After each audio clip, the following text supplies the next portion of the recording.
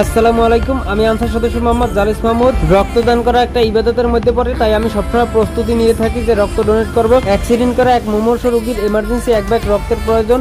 তো আমার রক্তের গ্রুপের সাথে তার রক্ত মিল আছে, তাই সেটা শুনে আমি সাথে সাথে এনাম মেডিকেল কলেজ রক্ত ডোনেট করার জন্য চলে যাই। আমার সাথে গিয়েছিল জাহাঙ্গীরনগর বিশ্ববিদ্যালয়ের আনসার ক্যাম্পে আমাদের রাইটার মাইনুল ভাই। তার সহযোগিতায় রক্ত ডোনেট করা সম্ভব হয়েছে।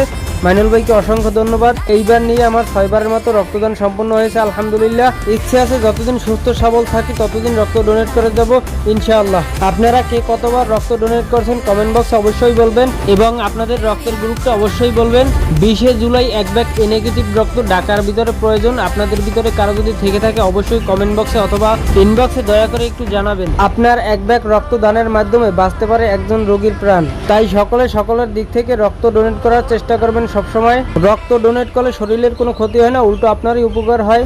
তাই সবসময় রক্ত ডোনেট করার চেষ্টা করবেন। ভয়ের কিছুই নাই। অনেকে ভয় পায় যে রগের মধ্যে অত মোটা একটা সুই ঢুকাবে, হয়তো ব্যথা লাগতে পারে। তেমন কোনো ব্যথা লাগে না, ভয়ের কোনো কারণ নাই। প্রথমবার দিলে ঠিক হয়ে যাবে। তাই আপনারা আপনাদের দিক থেকে রক্ত ডোনেট করার চেষ্টা করবেন। আপনাদের কাছে বিশেষ করে অনুরোধ আমার, কারো যদি এ নেগেটিভ রক্ত থেকে থাকে তাহলে আমাকে ইনবক্সে অথবা কমেন্ট বক্সে অবশ্যই জানাবেন।